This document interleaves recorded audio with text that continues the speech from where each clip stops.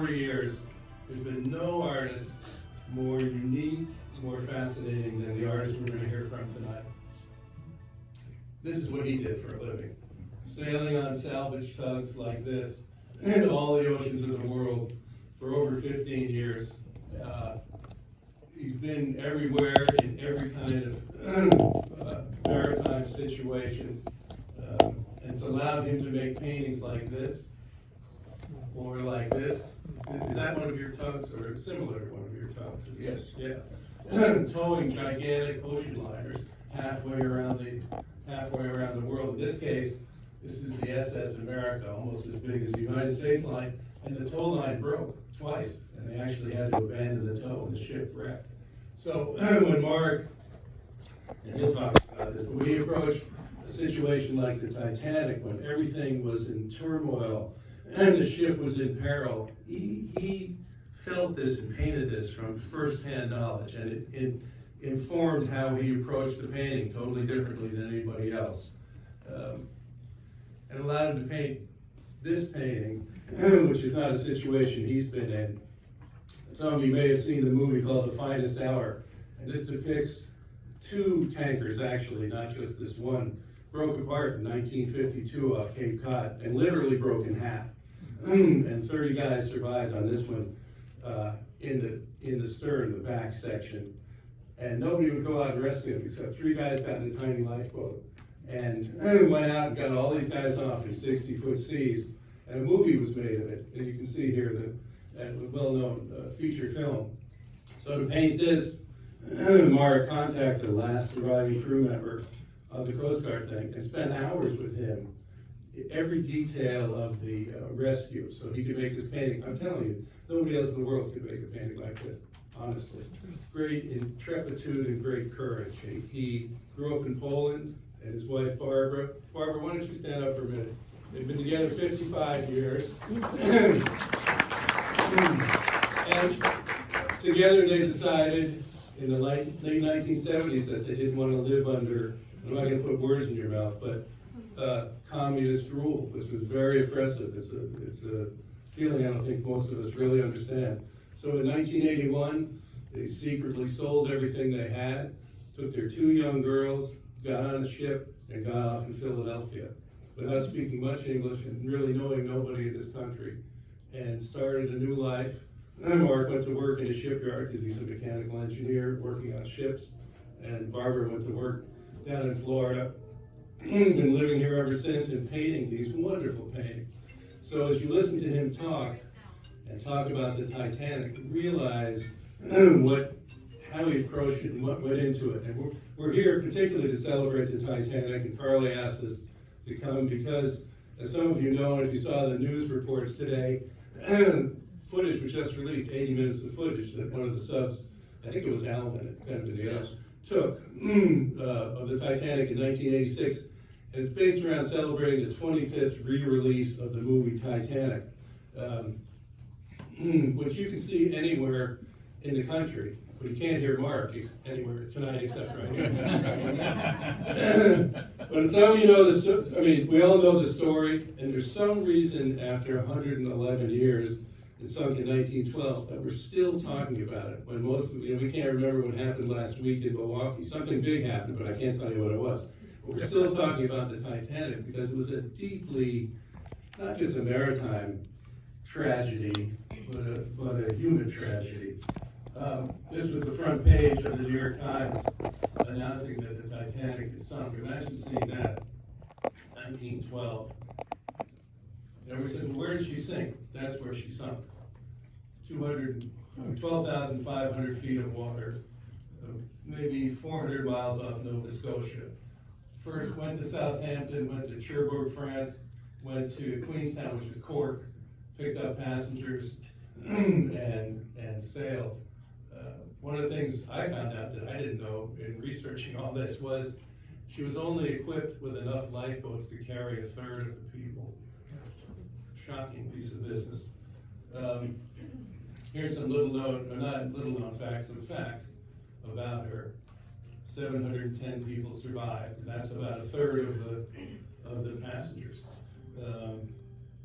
Last time she sunk in really quick time. And one of the things that came out today was that Dr. Robert Ballard, who led the recovery, he led the exploration, and he was involved in discovering the Titanic. Apparently was really on a secret mission for the U.S. Navy to find 2 atomic subs that had disappeared, been lost, when he came across a wreck of the Titanic, which people have been looking for 100 years, right? Wow. And that was 1985, and then 86 they went down and filmed it. And I'm gonna ask him, I've asked him to tell you a little about his life, about his approach to painting, and in particular, about his approach to painting the Titanic. He chose not to paint the ship, which you see many paintings of the ship sinking and all sorts of stuff, but he focused on the individuals, or many of the individuals. I work for salvage company on an ocean-going tugboats, rescues, salvage, towing, undertaking, you name it. I have seen scared eye of the people. I see breaking ships at half with very bad situations. We survived it. We change underwear and keep rolling. This covers that whole situation. But anyway, the idea of the Titanic still stays in my mind. And in 1985, I discovered that Mr. Ballard found the Titanic. I said, oh my God, we know something. I start to search more. The idea of the Titanic started knocking my door.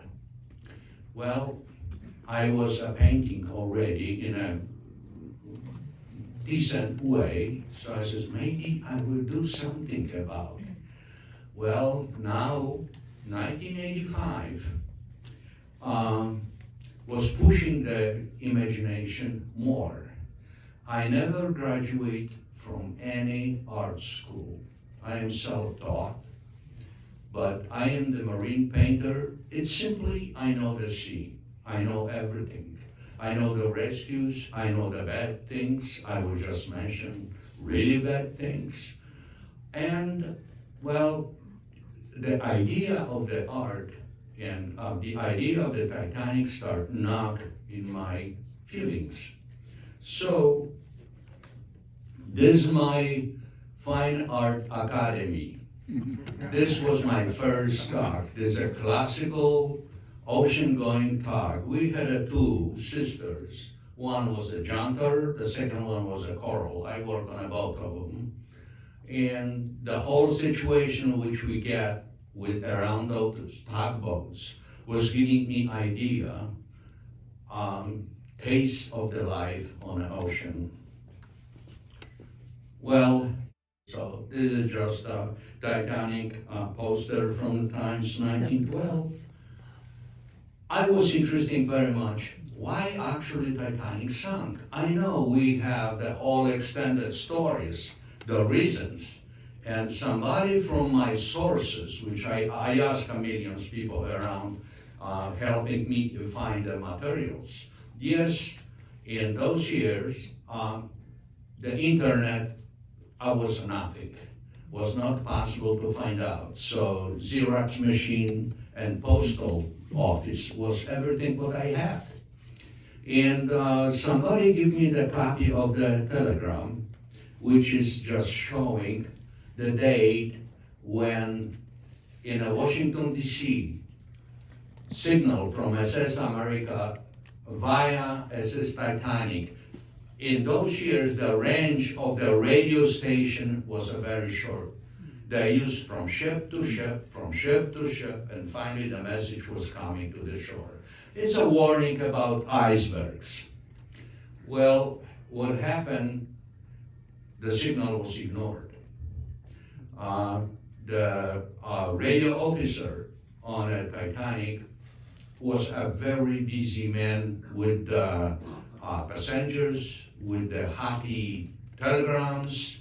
He had no time to send information to the Captain Smith that we have icebergs.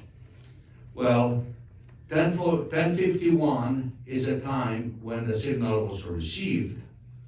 Look at this. It's 11:40. The Titanic rammed the iceberg.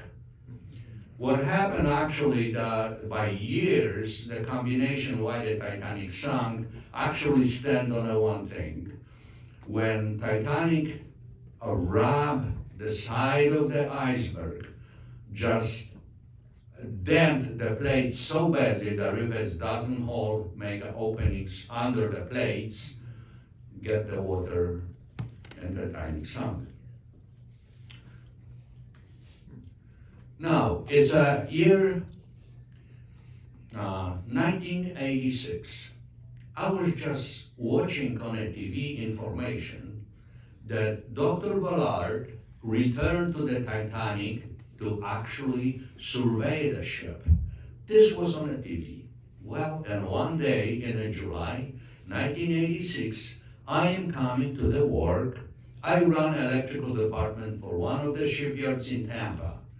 And I am coming from the gate. I said, my God, Atlantis too. They supposed to be on a Titanic, but well, they standing here. Must be on the way back. Why in Tampa? I don't know. Atlantis 2 was from Woods Hole here in Massachusetts, but I see the ship is standing. Well, I spread the job. I go back to the ship. I had nothing to do. Oh, well, so good. Sometimes I had nothing to do. And I go to the Alvin. Oh my God. This is the thing when the Dr. Ballard have seen the Titanic. I asked for Ballard. Ballard was not on the deck. Well, I asked somebody, could you inform me? And I find out one of gentlemen, very pleasant, he says, I am the pilot. I learned that the operator of the submarine called a pilot. He had two additional people inside of the submarine to make photos, they call them scientists, but actually there was a photo reporter. And I went inside of the submarine. I pulled my shoes down. I was not allowed to go in the shoes. I look inside, and I see the Alvin. I asked him, I says, how did you see it? Do you have any photos? I know that in 1985, not any photos. They discovered just the black and white shapes from the bottom to locate, yes, this is the Titanic. But this was the first survey and color photos under the umbrella of the National Geographic. Well, he says, you know what, I was a fantastic. I am sitting behind the controls. We have the headlights. And I see big hill of sand up front of me, so we are raising up, and now my God is standing the huge bow of the Titanic. I said, oh my goodness. Now, do you have any photos? No, I don't have, but even if I will have, I am not allowed to give you. Well, the whole story moved me ahead. Well, I went to the bow, of course, I make myself a photo. I have to look cool. This is Alvin. And the funny part is that I met a gentleman who is one of the professors of very well-known university. He is specialized in underwater robots, submarines, and he took care of the Alvin. So he explained me everyone detail how to operate, how to navigate this equipment. I used to in the Navy. I was in the Navy too. Well, they drafted me. This was not my heart. They just drafted me. 3 years. And I was responsible for electrical navigational systems. So I was listening to it. I don't need for my painting, but I listened to it. Well, one day, because I am now in Florida, I found out that first exhibition of the Titanic, there's a poster which was in a St. Petersburg Times, information about the exhibition. Exhibition was 87, December to 15 of May 88. Well, there's a proof that I don't walk inside illegally. My wife's ticket. I went inside of the exhibition. I pushed a little bit, I'm sorry, but I went to the exhibition. I tried to make a photos. I tell you what, we had many security people which do not allow you to make a photo. So I pulled a little notebook and I tried to make a sketches. Now I feel somebody's knocking in my back, said, "Sir, you can't do it." I said, "Oh my God, okay, well, I'm sorry." I put my paper in a pocket. He won't awake, I return. So I had occasion to make a few photos. Incredible, not the photo sketches, I'm sorry. Well, I make a few sketches and the emotions grows up. Well, I start thinking how I will paint the Titanic. Everybody paint a ship with the rockets, with the millions of people in the boats. No, this never happened. I don't care about ship. The whole story is people underneath, the people which sunk. Well, so I get idea how I will paint it.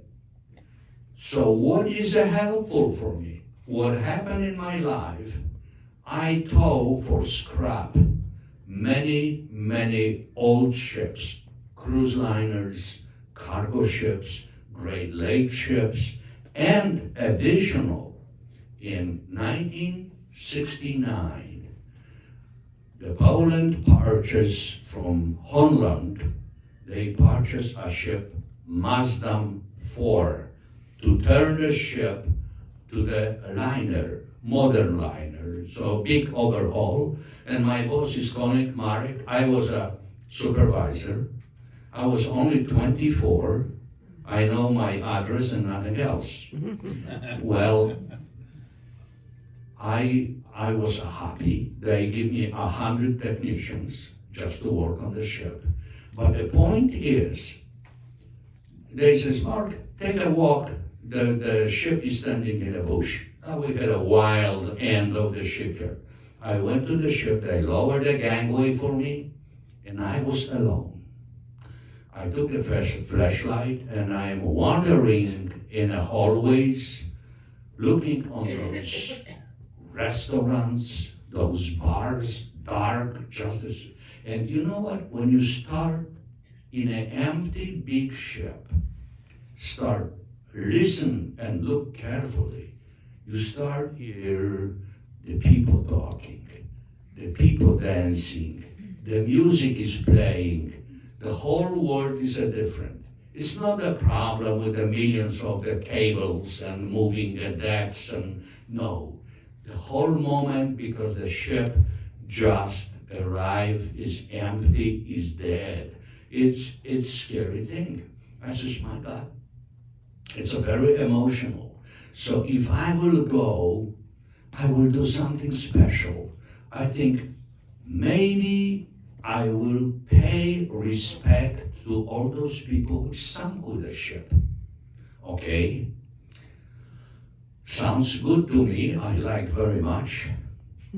I make a sketches of the staircase. Staircase was existing on the photos, on the shipyard photos. So I had the whole staircase. Anyway, this was a first sketch which was showing a group of the people standing, something similar, but a very sketchy. And I start work on the proportions. I know one thing, the Titanic has a riser in the steps, 6.5 inch. So this is giving me proportions of everybody, how the people tall, how to place them. I have a raised ranch in a home, so I put my wife on a back behind me on the steps going to upper floor. I says, is it possible that two people can walk just one behind another one? It's not.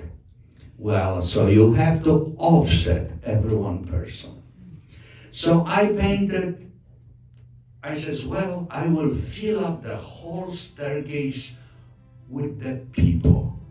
Bigger, nothing else. Well, I painted on the left side is a lady with a girl. Behind her is the man.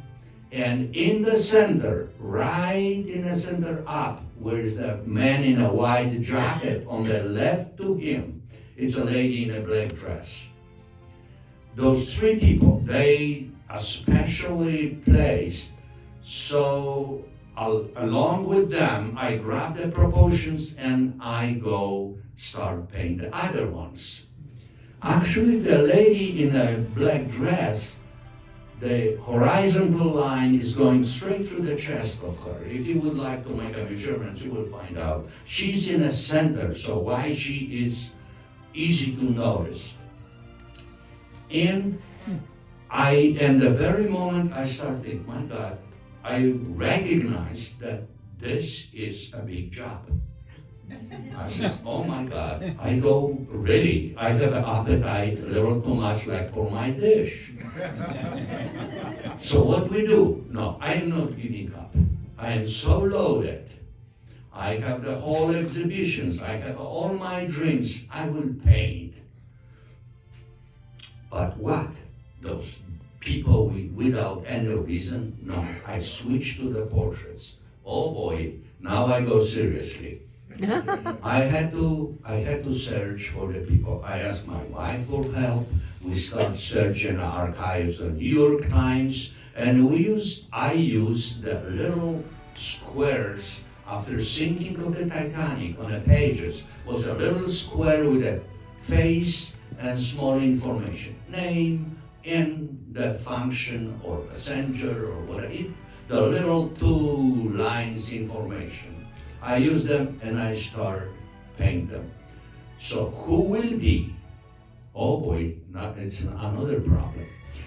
I would like very much to mix everybody.